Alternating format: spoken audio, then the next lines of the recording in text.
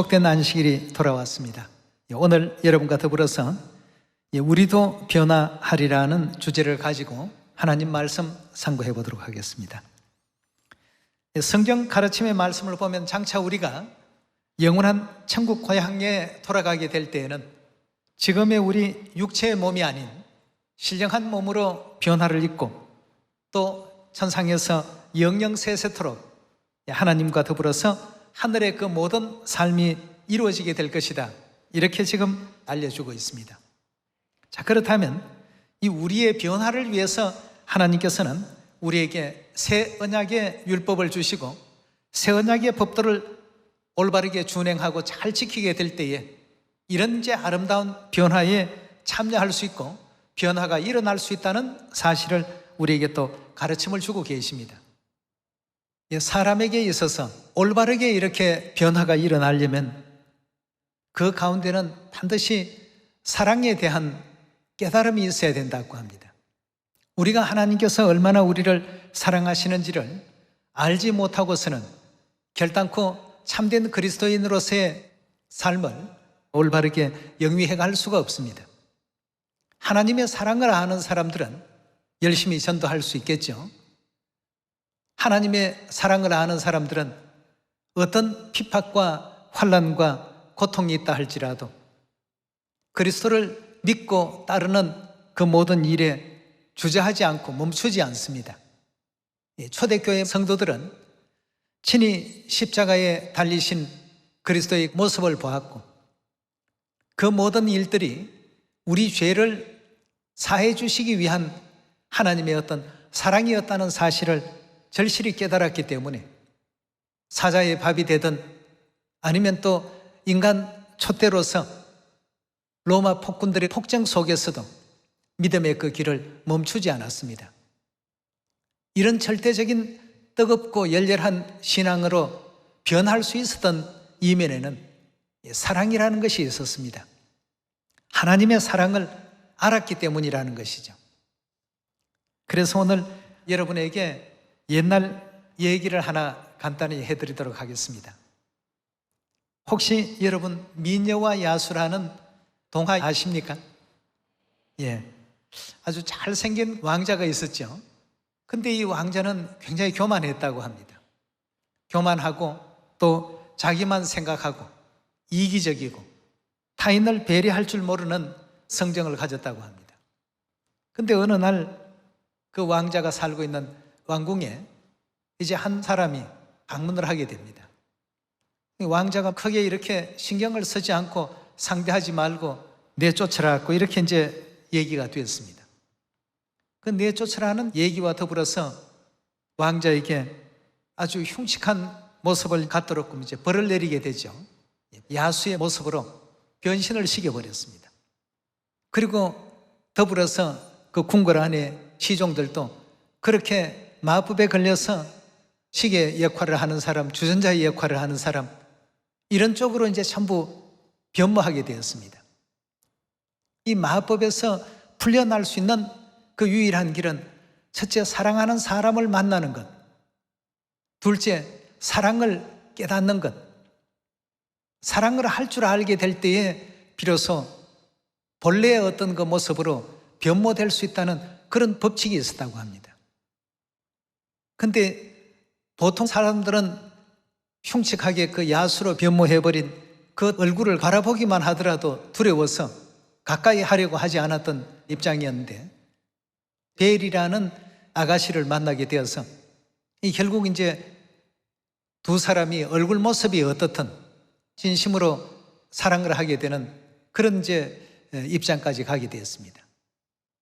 그 야수도 사랑이라는 것이 어떤 것이다 하는 것을 이제 깨닫게 되었고 또 벨이라는 아가씨를 통해서 사랑하는 어떤 법을 알게 되었고 사랑하는 어떤 대상을 만나게 됨으로 말미암아서 본래의 왕자의 모습으로 다시 이렇게 변한다는 그런 이제 동화 속의 어떤 이야기가 있습니다. 비록 이제 동화의 한 부분이긴 합니다만 이 내용이 우리의 어떤 육체의 장막을 쓰고 죄의 너울을 선 이 모습과 앞으로 이제 호련히 변화를 입어서 본래의 본성을 되찾게 되는 성경의 얘기를 아주 쉽게 이렇게 이해를 시키고 맞춰놓은 듯한 느낌이 들어서 오늘 여러분들에게 말씀을 드렸습니다. 우리도 우리 믿음에 있어서 은혜로운 어떤 그 변화가 일어나려면 하늘아버지, 하늘어머니에 대한 이 위대한 사랑을 이제 이해해야 되겠고, 사랑을 이제 깨달아야 되겠고, 사랑하는 대상을 만나야지만 우리도 변화의 결과가 이루어진다는 것입니다. 여러분과 저는 영원한 어떤 천국에서의 본래 가졌던 천사의 모습으로 다 돌아가게 될 것을 성경은 이미 우리에게 예언하고 계시고 그 부분을 일깨워주고 계십니다. 이 역사가 이제 일어나기 위해서는 우리가 하나님의 율법과 하나님의 계명을 충실히 잘 지켜야 된다는 것입니다. 하나님 계명 안에는 변화를 일으키는 영적인 어떤 요소가 다 담겨 있습니다. 초대교회 모든 성도들이 처음부터 그런 강인한 정신을 가졌던 사람들이 아닙니다. 그리스도를 알게 되었고 그리스도의 어떤 그 가르침을 점점 따르다가 보니까 십자가에 피 흘려 희생하신 그 희생이 그리스도의 어떤 잘못으로 인해서 이루어진 일이 아니라 천상에서 우리가 지었던 그 만 가지의 정말 용서받을 수 없는 그 죄를 다 사해 주시기 위해서 우리 대신해서 말없이 십자가에 매달리시고 채찍당하시고 조롱당하시고 아픔을 겪으셨구나 하는 이런 모든 내용이 깨우쳐지게 되니까 이제 이 땅에서 그 어떤 환난이 와도 어떤 핍박이 와도 어떤 조롱이 와도 그런 것은 이제 전혀 영향을 줄 수가 없었습니다. 뭐 2단이라 하든 3단이라 하든 곳곳에서 회방을 하든 그들의 그 믿음을 무너뜨릴 수 없었습니다. 그래서 오늘 우리도 변화하리라는 주제 속에서 우리 역시도 하나님에 대해서 그런 깊은 사랑을 가지고 하나님을 올바르게 깨닫고 있는가, 우리가 그렇게 깨닫게 되는 순간 변화가 이제 일어납니다.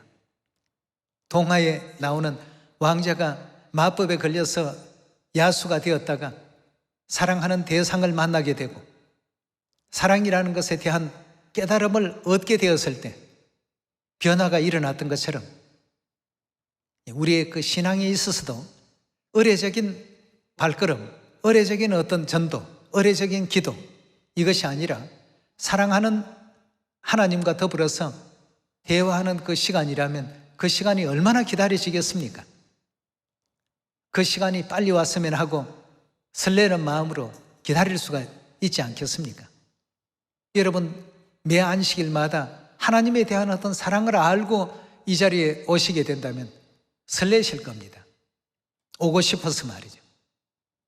그러나 그런 어떤 마음이 없다고 한다면, 사랑의 마음을 잃어버리는 어떤 상황 속에서는 뭐 안식일 아니라 거룩한 어떤 절기라 할지라도 세상 일이 더 급하고 말이죠.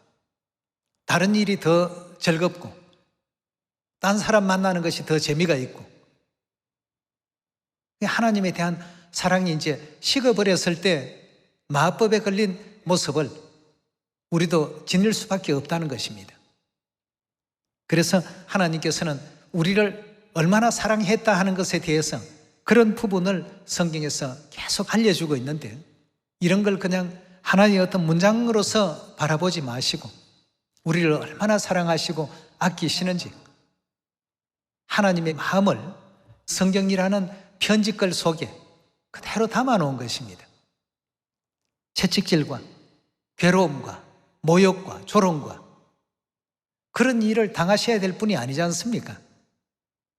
결국 내 죄 때문에 이런 어떤 길을 걸어가심에도 불구하고 우리는 과연 하나님을 사랑의 대상으로 여기고 사랑하고 있는지, 사랑하는 사람이 어떤 부탁을 하거나 얘기를 하게 된다면 세상 수만 가지 일을 다 제쳐놓고라도 그 일을 지키려고 노력하지 않습니까? 과연 하나님이 향한 사랑의 어떤 그 온도가 몇 도 정도나 지금 되는지 스스로의 어떤 그 신앙도 다시 한번 점검을 해봐야 될 필요가 있는 시대가 되었습니다.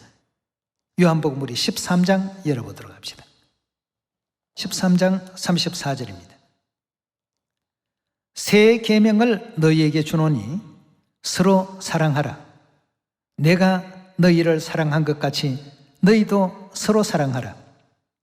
너희가 서로 사랑하면 이로써 모든 사람이 너희가 내 제자인 줄 알리라 하고 했습니다. 하나님께서 내가 너희를 얼마나 사랑하고 있는지에 대한 이 부분을 계속 알려주시고, 우리도 하나님께서 우리를 사랑하는 이런 마음을 그대로 우리 속에 담고 그런 마음으로 성도들을 보살피고 돌봐주라 하고 했습니다. 로마서 8장 33절의 말씀 함께 보겠습니다.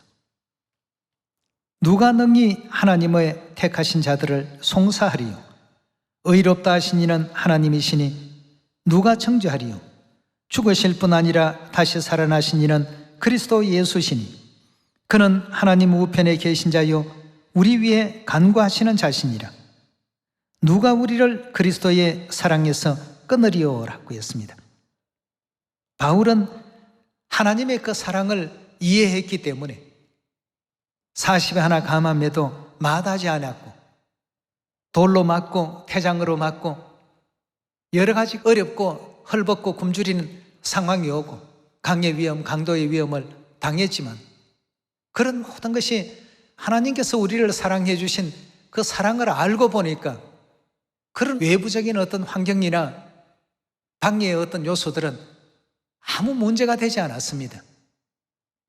오직 하나님께서 이루어 가시고자 하시는 이 땅의 인류 구원을 위해서 최선의 노력을 다했을 뿐이죠. 35절입니다. 누가 우리를 그리스도의 사랑에서 끊으리요? 환난이나 곤고나 핍박이나 기근이나 적신이나 위험이나 가리랴. 기록된 바 우리가 종일 주를 위하여 죽임을 당케 되며 토살할 양같이 여김을 받았나이다 함과 같으니라 하고 했습니다. 37절의 말씀을 이어서 보시면, 그러나 이 모든 일에 우리를 사랑하시는 이로 말미암아 우리가 넉넉히 이기나니라. 우리를 사랑하시는 이로 말미암아, 사랑하시는 대상, 또 사랑에 대한 어떤 그 깨달음, 사랑하는 마음, 이런 것이 이제 전부 생겨나니까 외적인 요소들은 아무것도 아니다는 것입니다. 어느 정도로 아무것도 아니었냐 하면 넉넉히 이길 정도로 아무것도 아닌 그런 일들이었습니다. 그러나 그런 마음이 없는 가운데 당하게 된다면 굉장히 쓰라리죠. 굉장히 고통스럽죠. 굉장히 아픕니다. 여러분, 사랑하는 사람을 위해서 대신 죽는다라고 했을 때 그 죽음에는 고통이 없습니다. 그러나 그런 것이 전부 배제되고 내가 이렇게 억울하게 죽는구나 이렇게 생각할 때는 어떤 형태의 죽음이라도 그 죽음은 굉장히 고통스럽습니다. 여기서도 우리를 사랑하시는 이로 말미암아 이 모든 일을 넉넉히 이길 수 있다라고 했습니다. 38절입니다. 내가 확신하노니 사망이나 생명이나 천사들이나 권세자들이나 현재일이나 장래일이나 능력이나 높음이나 깊음이나 다른 아무 피조물이라도 우리를 우리 주 그리스도 예수 안에 있는 하나님의 사랑에서는 어떻다고요? 끊을 수가 없을 것이다. 여러분과 제가 나아가야 될 어떤 믿음의 그 방향이 로마서 8장에서 잘 제시를 해주고 있습니다.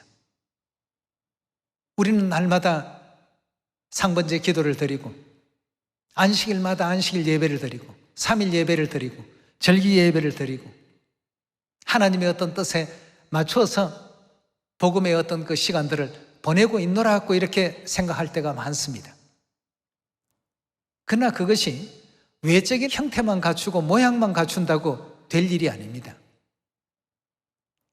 하나님께서 비유하신 어떤 비유 말씀 가운데 알곡도 있고 가라지도 있습니다만 알곡 중에도 뭐가 있다고 했냐면 쭉정이도 있다고 했습니다.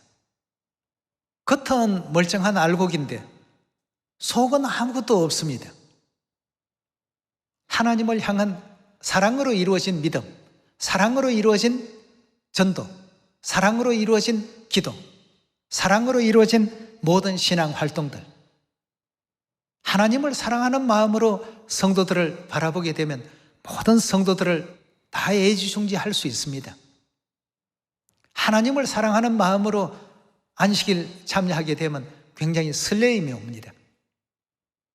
그러나 그런 마음 없이 그냥 오늘은 토요일이니까 막연하게 이제 규례나 어떤 규칙에 매여서 늘 반복적인 활동을 하고 이렇게 되어버리게 된다면 신앙생활에 기쁨이 없고 즐거움이 없습니다.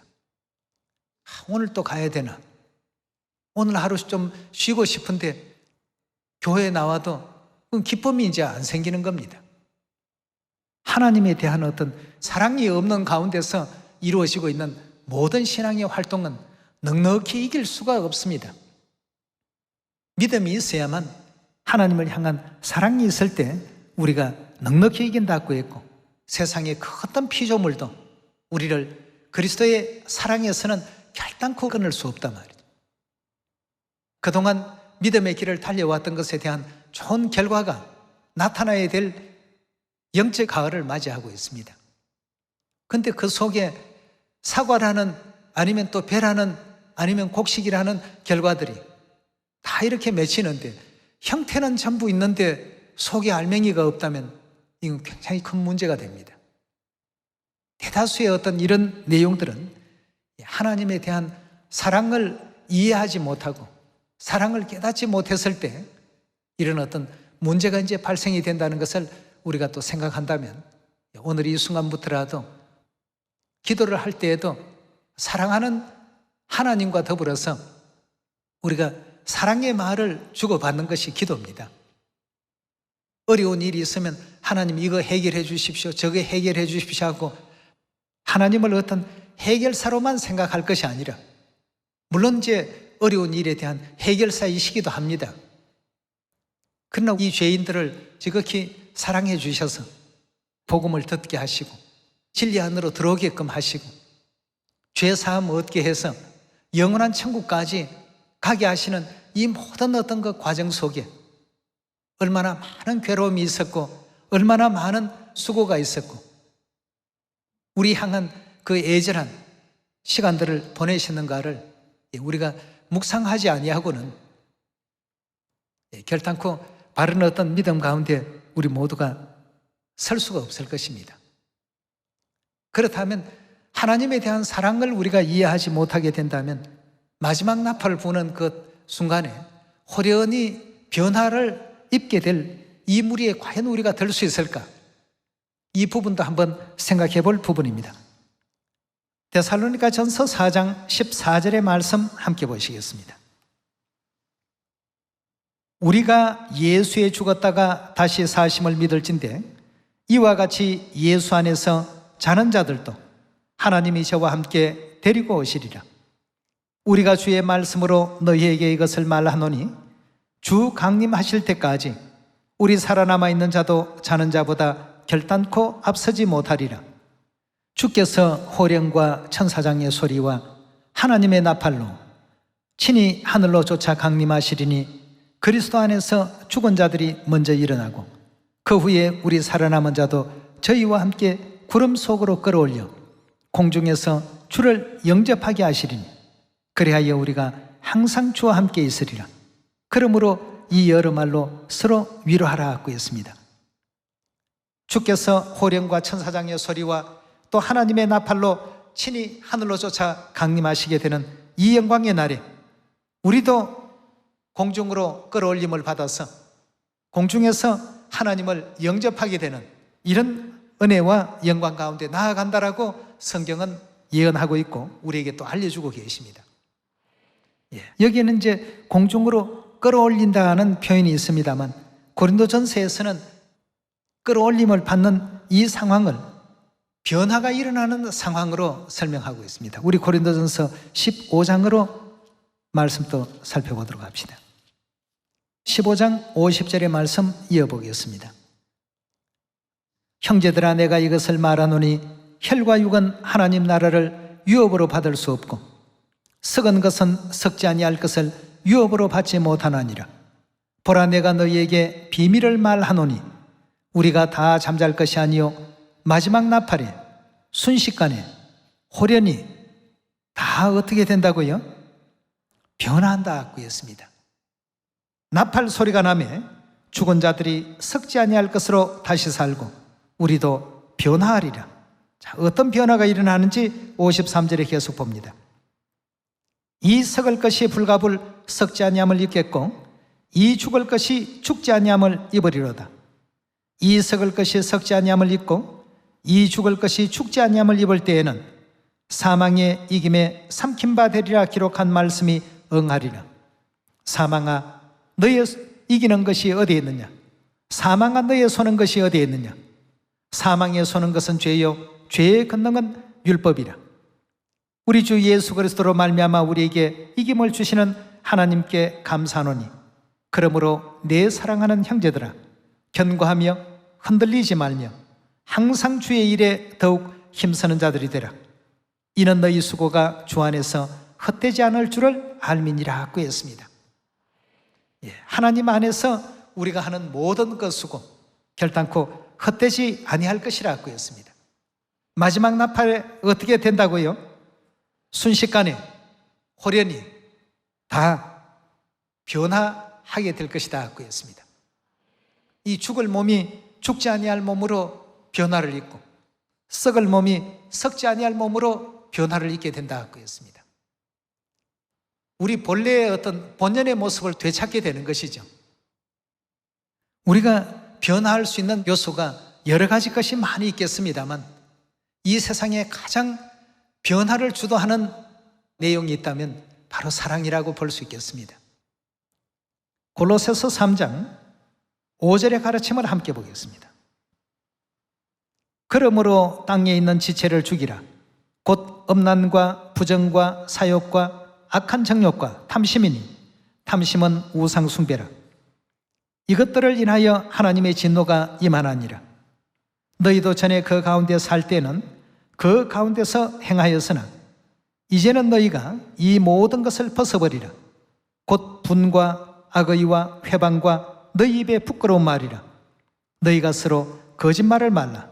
옛 사람과 그 행위를 벗어버리고 어떻게 하라고요? 새 사람을 입었으니 이는 자기를 창조하신 자의 형상을 조차 지식에까지 새롭게 하심을 받는 자니라고 했습니다.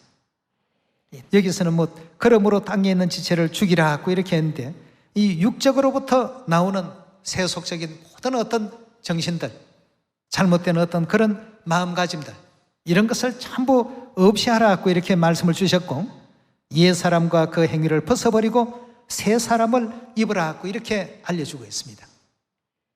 그 얘기 속에 나오는 야수의 탈을 이제 벗어버리고 본래의 어떤 그 모습으로 변신을 해야 된다는 뜻 아니겠습니까? 그리 될 수 있는 우리 모두가 꼭 됩시다. 자, 에베소 4장 19절의 말씀 넘어가서 보겠습니다. 저희가 감각 없는 자 되어 자신을 방탕에 방임하며 모든 더러운 것을 욕심으로 행하되 오직 너희는 그리스도를 이같이 배우지 아니하였나니라. 진리가 예수 안에 있는 것 같이 너희가 과연 그에게서 듣고 또한 그 안에서 가르침을 받았을진데 너희의 유혹의 욕심을 따라 썩어져가는 구습을 쫓는 옛 사람을 어떻게 하라고요? 벗어버리고 오직 심령으로 새롭게 되어 하나님을 따라 의와 진리의 거룩함으로 지으심을 받는 어떤 사람이 되라고요? 새 사람을 입으라고 했습니다. 세속적인 욕심에 매달려 살던 옛 사람은 다 벗어버리고 하나님께서 우리에게 허락하신 하늘의 어떤 법도를 올바르게 또 준행해서 본래의 어떤 하늘 천사의 모습으로 다시 되돌아오라는 이와 같은 주문을 성경은 우리에게 또 하시는 가운데 있습니다. 이런 일들을 하게 하기 위해서 하나님께서 우리에게 주신 율법이 바로 어떤 율법이죠? 새 언약의 율법이었습니다. 그래서 예수님께서도 새 언약의 진리의 계명을 주시면서 떡과 포도주를 우리에게 나눠주실 때 떡이 내 살이고 포도주가 내 피라고 하지 않았습니까? 살과 피를 떼어가지고 먹여서 너희를 살렸다는 것을 우리가 기억을 해야 되겠습니다. 그냥 떡 한 조각 먹고 포도주 한 잔 마신다, 이건 규례니까 이렇게 지키는 것이다.